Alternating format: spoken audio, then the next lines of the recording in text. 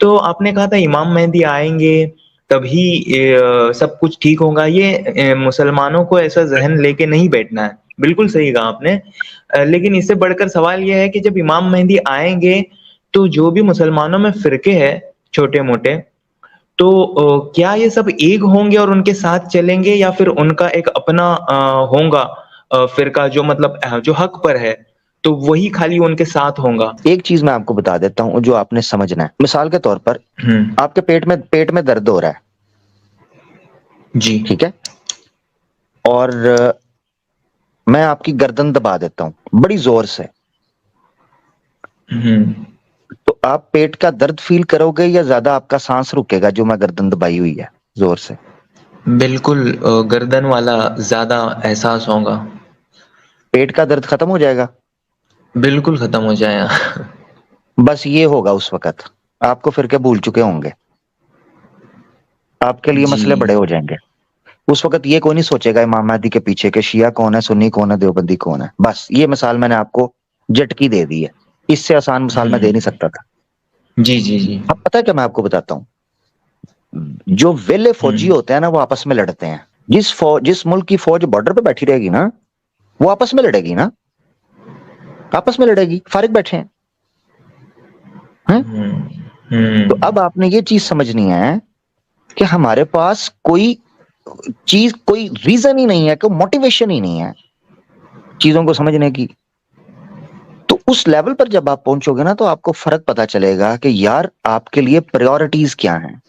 پھر بڑے لیول کے اوپر، براڈر پکچر کے اوپر آپ کو ڈائنامکس چینج ہوتے دکھائی دیں گے۔ ایسی صورت میں نہ چاہتے ہوئے بھی یہ معاملات ہوں گے۔ اچھا میں آپ کو ایک چیز بتاتا ہوں، کوئی کہہ سکتا ہے کہ یار یہ تو مثال ہے، پریکٹیکلی کو پاسبل ہوا ہے چیزیں؟ پریکٹیکلی ہوا ہے، پریکٹیکلی۔ ابھی ریسنٹلی ایران ایک شیعہ ملک ہے، شیعہ مسلم ملک ہے، حزب اللہ لبنان شیعہ مسلم ایک پوری رجیم ہے، وہ سپورٹ کر رہی ہے حماس کو، جو کہ بالکل اپوزٹ، یعنی مکاتب فکر مسلک کے اعتبار سے بالکل اپوزٹ سوچ رکھنے والی ایک سلفی تحریک ہے، سلفی مسلم تحریک ہے۔ مگر آپ دیکھیں بالکل، دوسرے کو ایسے پشت پناہی کر رہے ہیں کہ جیسے کوئی دوسرا ملک کر ہی نہیں رہا ہے، کہ نہیں؟ جی، جی، سب سے پہلے ایران نے ہی اعلان کیا ہاں کھلے طور پہ ساتھ دینے کا۔ بالکل ایگزیکٹلی۔ صحیح بات۔ تو آپ سوچو کہ وہ جو ایک دوسرے کی سپورٹ کر رہے ہیں ان کے دماغ میں کیوں نہیں آ رہا کہ یہ شیعہ ہیں تو ہم سنی ہیں تو فلانے ہیں تو ٹمکانے ہیں؟ پتہ ہے کیوں؟ بگر کاز، ان کو فیوچر نظر آ رہا ہے، ان کو مسائل نظر آ رہے ہیں۔ بس یہی عالمی لیول پر ہوگا، سمجھ آ گیا؟ یہ میں نے آپ کو سمجھ گیا، پریکٹیکلی ایک چھوٹی بالکل مثال بالکل۔ دی ہے، سمجھ آ گئی؟ یہ جی، بڑے جی، لیول جی، پہ ہو جائے گا۔ اس کی جب میں نے پروگرام کیا تھا نا اسلام اینڈ فریڈم فائٹرز، اس میں نے ایک مثال دی تھی کہ دو طریقے ہیں، امت مسلمہ اس میں جھکے گی، سرنڈر والا نہیں، جھونکے گی، ہوں، جھونکی جائے گی، سے مراد یہ ہے اس میں انٹر ہو جائے گی، گر پڑے گی، ہوں، ٹھیک ہے؟ تو اس وقت آپ کے لیے ایک بگر کاز ہوگا جس سے آپ کی یہ ڈیڈ اینٹ کی مسجدوں کی ویلیو ختم ہو جائے گی، مسجد زرار کی ویلیو ختم ہو جائے گی۔ اس وقت ایک ہی آواز بلند ہوگی، ایک ہی آواز، اور وہ آواز ہوگی اللہ اکبر، اللہ بے اکبر، شک۔ اللہ اکبر۔ بس اس جھنڈے کے نیچے اکٹھے ہو جائیں گے۔ اب میں آپ کو لے کے چلتا ہوں مادی میں، یہ تو میں نے حالات کی مثال دے دی، اب مادی میں چلتے ہیں۔ انبیاء جب آتے ہیں ان کا ایک کرزما ہوتا ہے، اس کرزمے کی وجہ سے لوگ موٹیویٹ ہوتے ہیں، پیشنیٹ ہوتے ہیں، اور وہ اپنے اختلافات، ذاتی بغض، انات، تعصب چھوڑ کر اس کے نیچے آتے ہیں۔ وہ جو انبیاء کا کرزما یا انبیاء میں جو کمال ہوتا ہے وہ کس کا عطا کردہ ہوتا ہے؟ اللہ کا۔ اللہ کا۔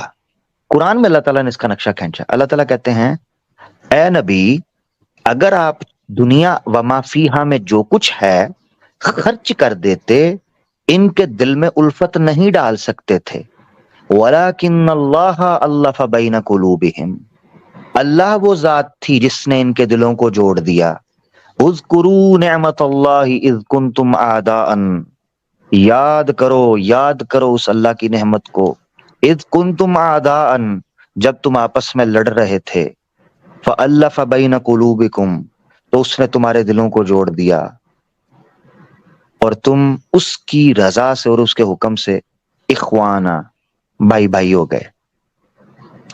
तो माजी में भी प्रैक्टिकली पॉसिबल हुआ है कि अल्लाह ने उल्फत बिगर कॉज के लिए बड़े बड़े दुश्मनों को आपस में इकट्ठा किया जो एक दूसरे के खून के प्यासे थे, ठीक है, जी जी संभलते न थे, घर बिगड़ बैठते थे। मुसद्दस हाली के अंदर अल्ताफ हुसैन हाली ने नक्शा खींचा नबी पाक सल्लल्लाहु अलैहि वसल्लम से पहले का और बाद का। एक दूसरे से लड़ते थे, संभलते नहीं थे, काबू नहीं आते थे, नस्ल दर नस्ल लड़ते रहते थे, मगर वही अल्लाह की जात ने उनके अंदर ऐसा इत्तेफाक पैदा किया, ऐसा इत्तेहाद पैदा किया कि फिर इस किस्म का ग्रोह माजी में कभी नहीं देखा गया। मकसद कहने का यह है कि प्रैक्टिकली पॉसिबल माजी में हुआ है। आज की मिसाल मैंने आपको दे दिया, जब आपका बिगर कॉज होता है, आपका इंटरेस्ट बिगर होता है, तो आपको चीजें समझ आना शुरू हो जाती हैं। फिर आपका मसलक, फिर आपकी फिका मसलक बहुत नीचे रह जाती है। मैं अभी स्टार्ट में यही बात कर रहा था कि आपको जब बिगर कॉज नजर आता है ना, तो आपके लिए पेट इश्यूज हो जाते हैं। आप कहते हो यार ये क्या है, तो ये होगा इमाम मेहदी के दौर में, ये होगा मेरा भाई, इसलिए टेंशन ही लेनी। मैंने आपको झटकी मिसाल से भी समझा दिया, प्रैक्टिकल से भी दे दिया, पास से भी दे दिया। अल्लाह खैर सल्लल्लाहु